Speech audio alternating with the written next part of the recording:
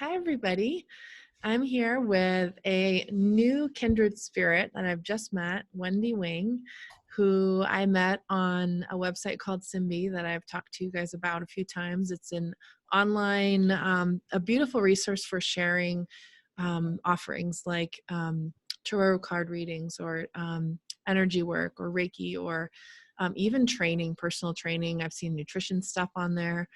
You can have people make you a cartoon of your energy signature. I mean, there's all kinds of fun stuff on this website. But I heard about Wendy through someone else I interviewed, Sandy Freshy, who's a human design friend of mine. And she said Wendy is outstanding for helping you take a look at your business consciousness and helping you clear your vibration for manifestation and general readings. So I decided this is the day to understand and explore what Wendy does. So thank you, Wendy, for being here. I appreciate it so much. It's kind of like last minute and exciting and all that. Yeah, thank you for having me. You're welcome. And she has the most adorable freaking dog that is showing up a lot. Yeah. Every now and then. So Wendy, can you just tell people watching, who you are, where you live? Not like exactly, of course. 100.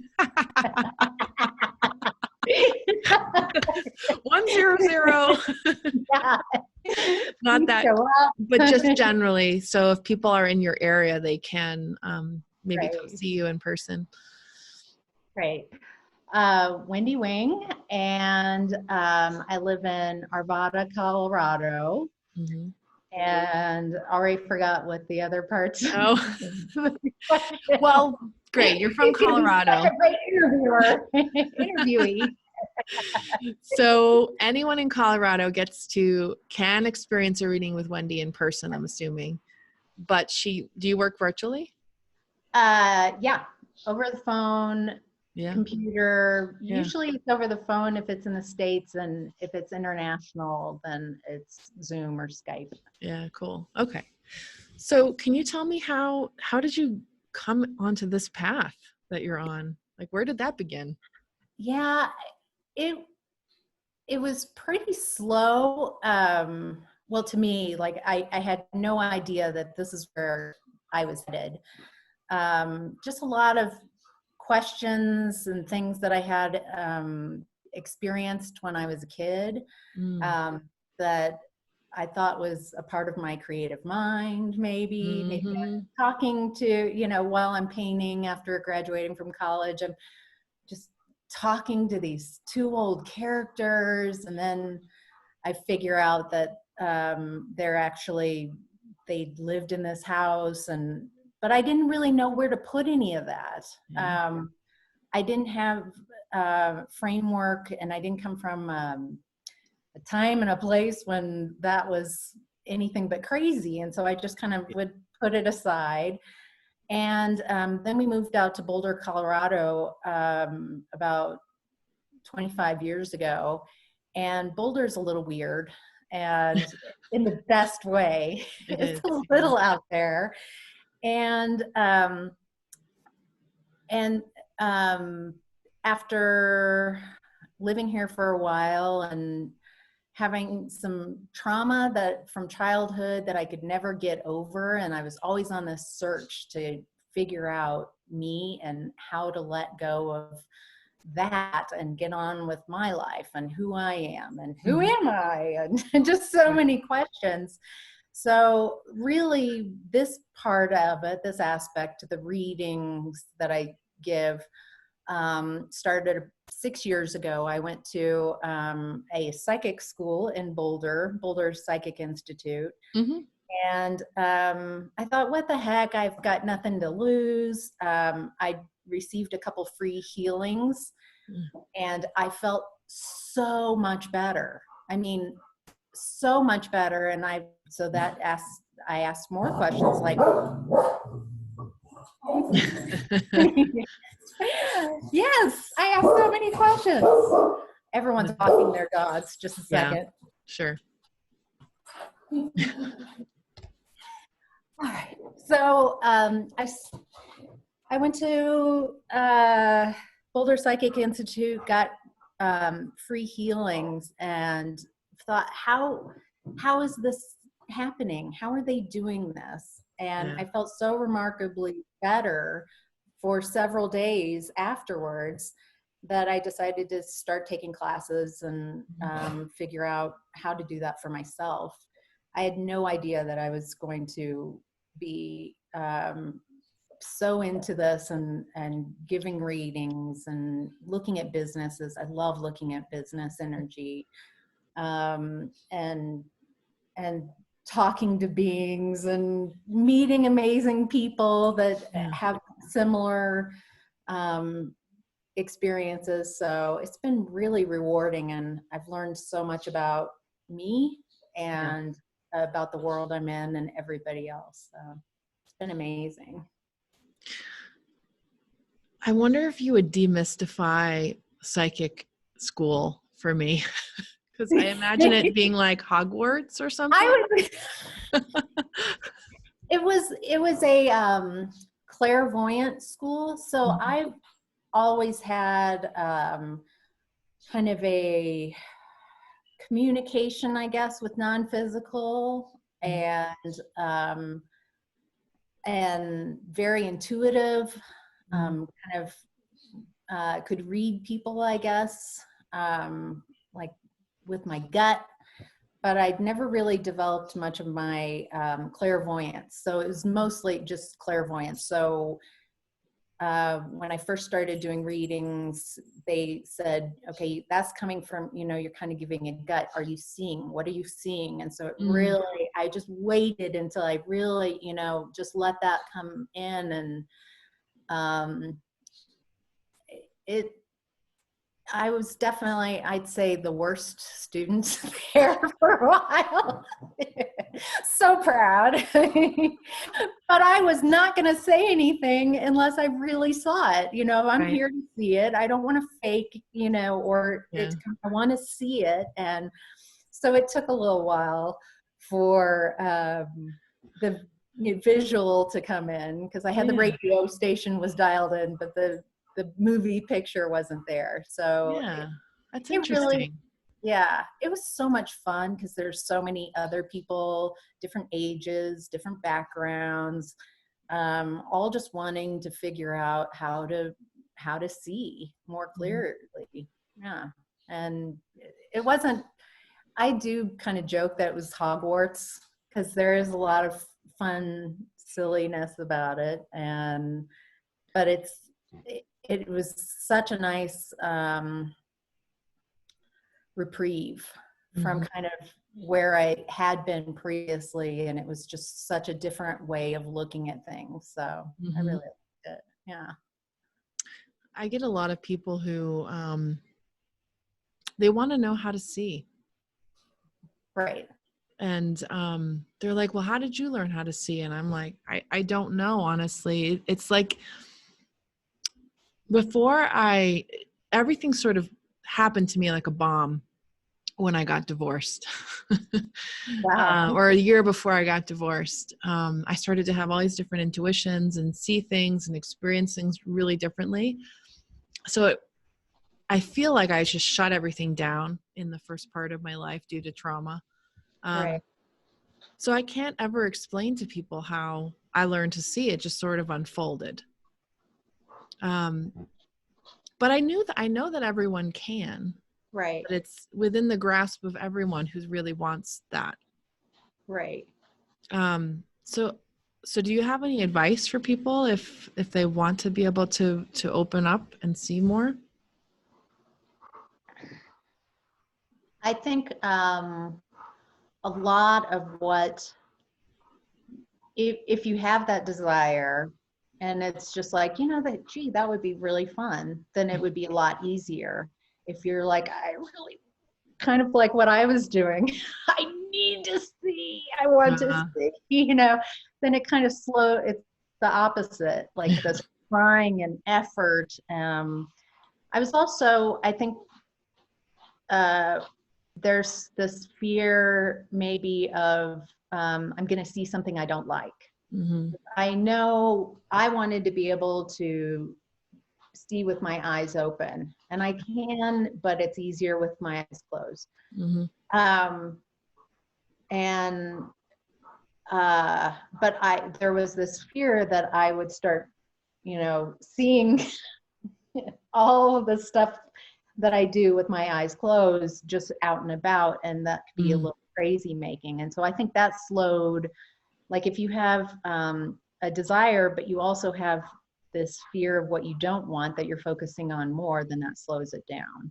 Yeah. I think it's just a real easy want, and like you said, I think most of us have already experienced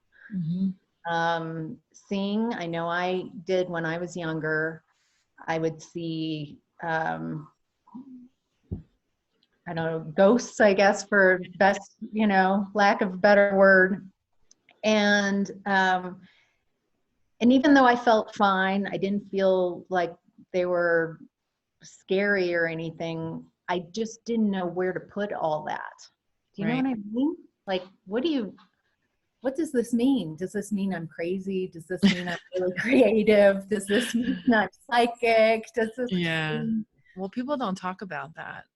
I mean, nobody in my family talked about that. There was actual mental illness in my family. So I wouldn't have said a thing if I had seen anything at that age.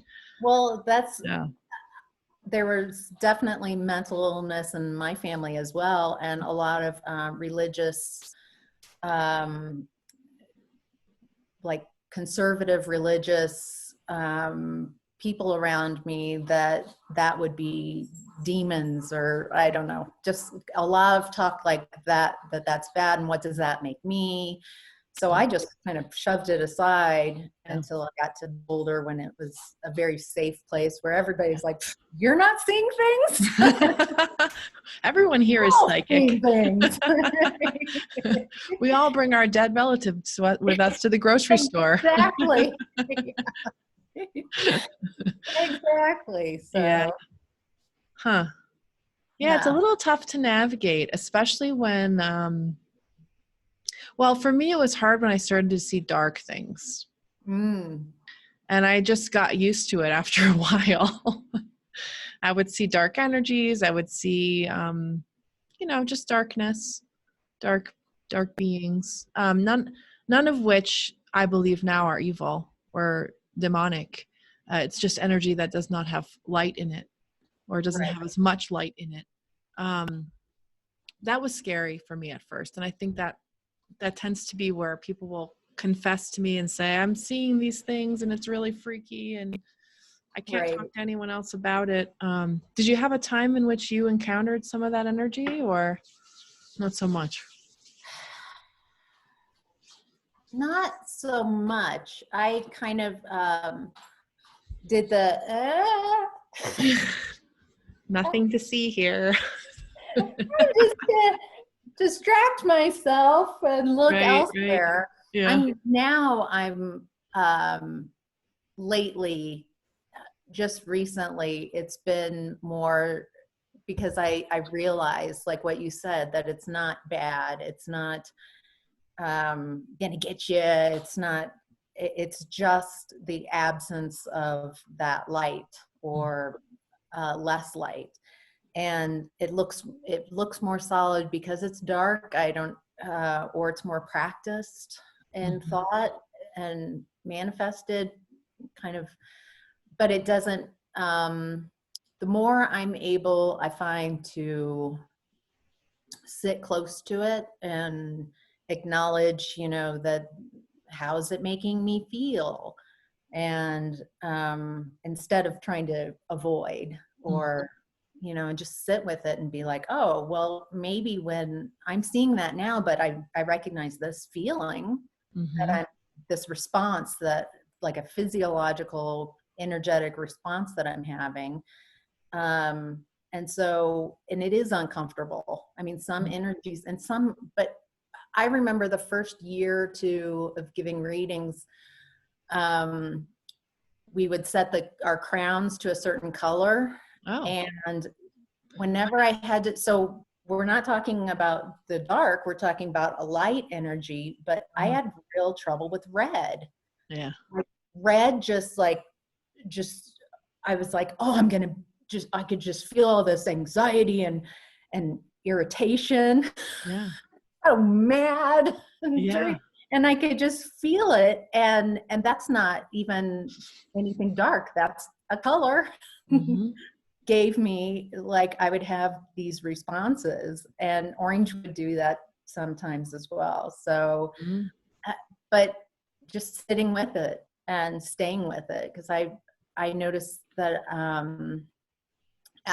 while doing this, since I've been doing this, how much my coping mechanisms, coming through trauma, and and then being around people who just pass that on, or me just trying to figure things out and putting into place certain coping strategies and ways of thinking that worked for a little while, but they weren't long-term strategies. Right. And so by doing this practice, by reading other people, I'm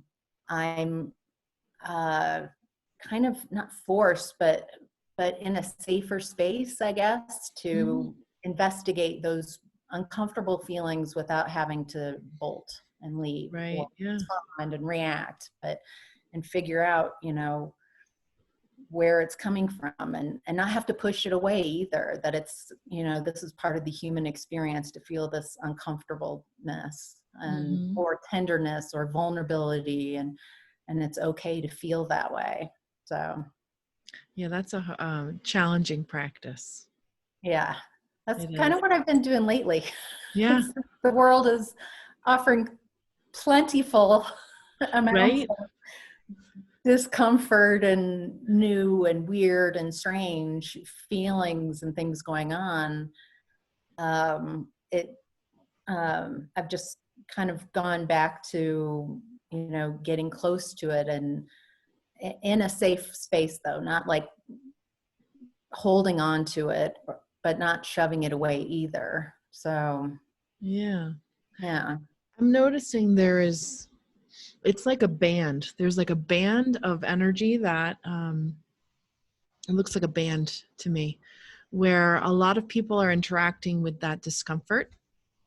There's fear and terror and rage and guilt and grief and loss kind of in this band. Right. That for me looks like people are just entering that for healing, to be triggered to release their stuff. But underneath that band and above it even, God, it's so peaceful. There's so much peace underneath all of this right now, as everyone is slowing down and coming home to themselves. Is it the same for you, or do you feel something else? No, it has been interesting to see what how different people react to it. Are they in that band? And I've been seeing it, I see what you're talking about. I'm seeing it more as this kind of ball of but same kind of, I think we're talking about the same thing, of kind of darkness, but behind it is like this next wave of all this healing, what's coming through. It's just, pushing through. And my son is in college right now, and he's a musician. And I thought this sheltering in place would be really hard for someone who's an extrovert like him. However, since he's a musician, he's connected into that light, or that peaceful place, up and below and above that band that you're talking about. He's connecting into that, and he's in such a creative space. Yeah.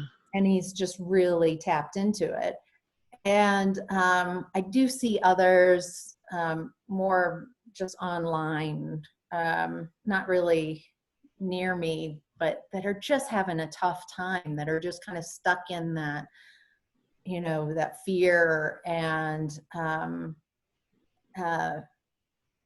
I feel like this amazing amount of, it's hard. It's like, it depends. Like sometimes I want to help them, but they, you know, or fix it, which is an old habit of mine. Yes. But Mine too. like, it's okay that they're there. It's okay that they're struggling. It's okay, you know, just, it's more like, it's okay. It's okay. It's okay if they're in a happy place, and it's okay if they're not in a happy place. It's not my job to, you know, and nor would they want, unless they ask for something, they're right where they want to be. Or does that make sense? Or It they're right totally where they makes need to be. sense. Yeah, it makes perfect sense to me. Yeah. That people are using this, you know, subconsciously. This is not like so conscious for most people. They're using all of this turmoil and triggering to get lots and lots and lots of stuff healed energetically, feeling things, creating things, journaling their pain, writing letters to, I'm on some kind of fun Facebook group called Letters in Quarantine, where people write letters to the virus or to, you know, someone in their apartment building that, I don't know, various letters. It's pretty cool to see all of the processing people are doing in really different ways they would have never done, maybe. Yeah. Outside of this strange space we're all in. This is a very strange space. Yeah. Although at the same time, I get a lot of like non-physical saying, "Oh, this isn't strange," you know? Right? Right? This isn't that strange, and you've all been through this before, and yeah, there's a lot of reassuring messages coming in. Yeah. It'll be fine. Just keep going, and I mean, it's kind of an adventure. It is so new to me that, I mean, this is all, it's churning up a lot of stuff here that it's taken like something like this to really look at. It's really caught me off guard how much, like I thought I was in a pretty, not total, obviously judgment-free place, but boy, did I start getting judgy, and who's right and who's wrong, and and I kind of caught myself like, wow, this is really, I'm having a really strong negative reactions. But then at the same time, I'll have days where I haven't laughed that much in so long. Yep. And just like almost giddy with the laughing with my puppy that you met, just usually he can pull that out of me. And I find that very interesting. It's a lot of feeling, I guess. Yeah. You know what I mean? There's a lot. Yeah, I would agree. That's definitely my experience too. Are you sleeping a lot right now? I'm sleeping so much. A ton. Yeah. I have no, I mean, I already go to bed really early and sleep really long, not really that late, but I've been napping every afternoon.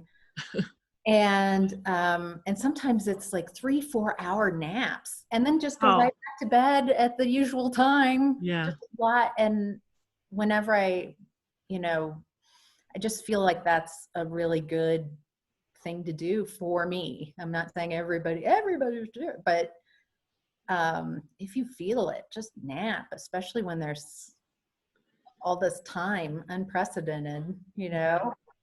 So I think we need it in order to, well, here's my feeling that when we're sleeping, we open ourselves up for the healing energy to come in. And so if we're just busy, and we're not giving ourselves any breaks or rest time, there's not as much opportunity. That's well put. Yeah. I try when I wake up to not kind of put the needle back down right where I was. That was the thinking and the emotions that were going on that made me feel so exhausted. Like, I feel like when I wake up, it's such a good time to choose better, you know, what not immediately dive in here, but just like, yes, it's okay, you're okay. And where do I want to focus right now that would feel a little easier? right. So, but I definitely.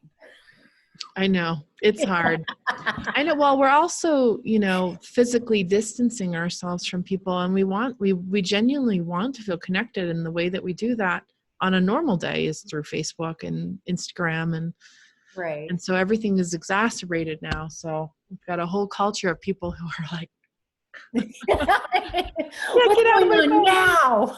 Yeah. What's now happening?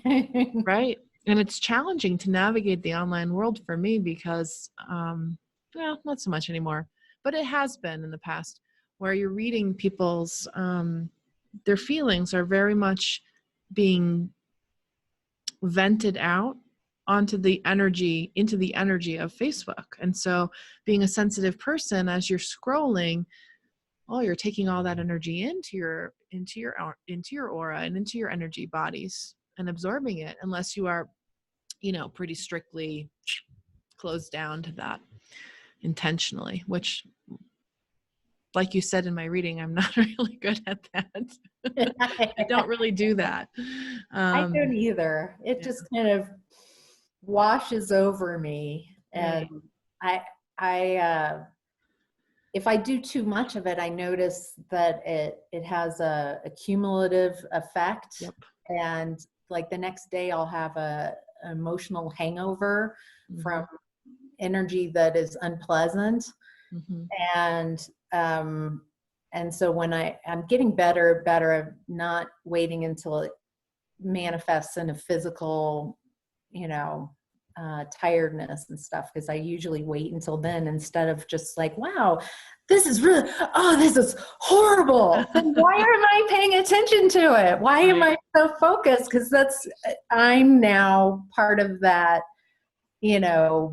I'm joining in, and I'm pushing the wheel and giving it more momentum. So I've definitely noticed when I'm just caught up, and when I need to back off and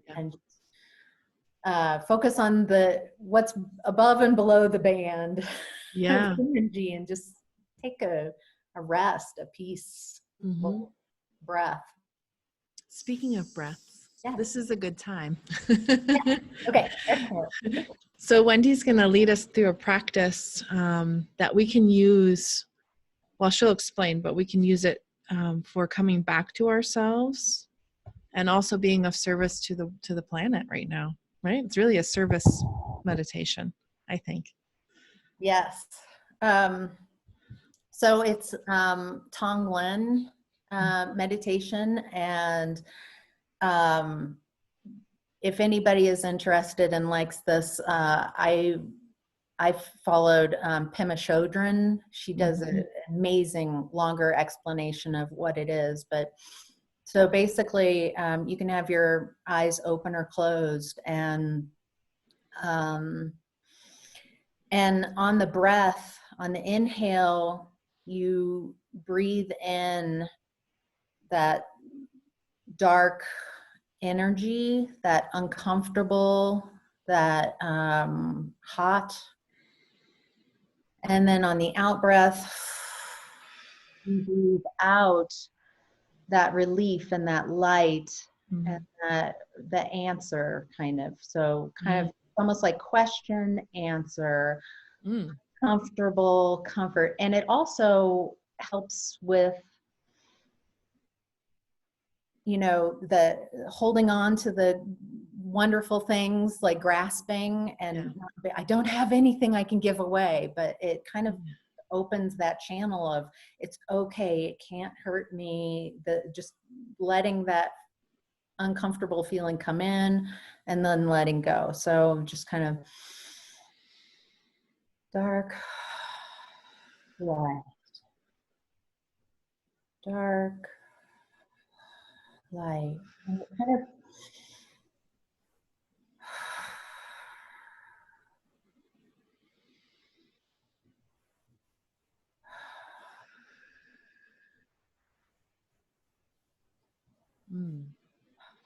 You can also imagine while you're doing this, how many people are also feeling this, that you're not alone. And sending it out to all those people.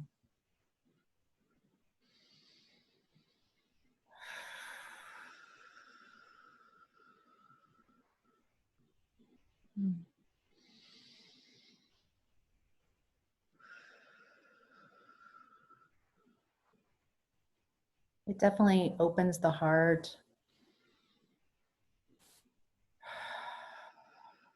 When you would tend to feel like shutting down.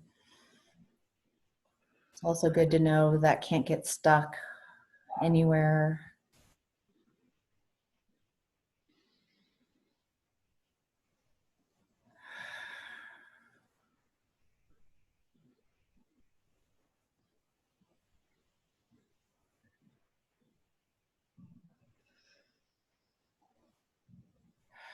Just one more in.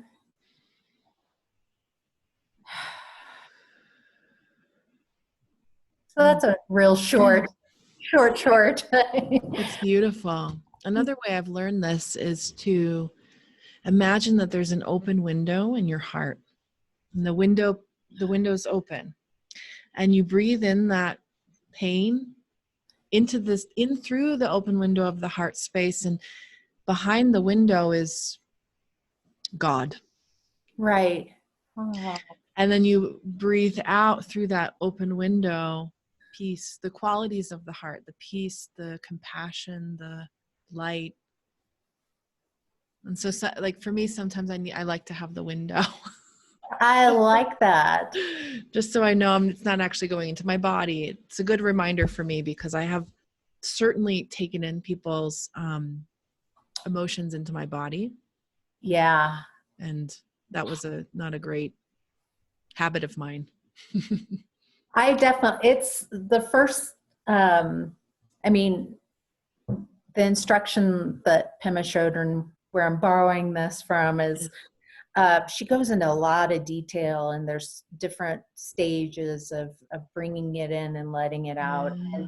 And what's amazing is that when I'm out and about and not on the mat, not sitting for meditation, then you can do it on the spot. Yes. Like I can feel that window of the heart, like closing down. Here's that neighbor I don't care for. And then I noticed then, I'm like, heart closed. I'm like, okay, it's uncomfortable. It's okay to feel that way. And then send her out, you know, this peaceful thing, and just practicing that. And it's gotten lighter. And I've also noticed really amazing, we don't have time, but just a lot of side effects to the Tonglen practice that are amazing. You think you're just doing it for you, but then all of a sudden, something happens, and a shift happens, and it's really lovely. People change. Yeah. Anytime you send love to someone, they change. Yes, I agree. Mm-hmm. I agree. And so practicing that, especially, I think I have a habit of like, I'll just breathe in all of that pain, but I can't give any good stuff out. I'm like, I got to save this, like hold on to this myself. And so it's really helped me see where I'm holding on, or maybe sometimes I'm too much in pain and I can't breathe in, but I'll send out like, oh, relief, It's interesting to see where you are every day on that. Mm-hmm. And just trust that where you are is fine. Exactly. Mm-hmm. Perfect. It's okay. We can't always be like, Care Bears, just me. Exactly. Shining out our, whatever, Care Bear stare, whatever they said it was.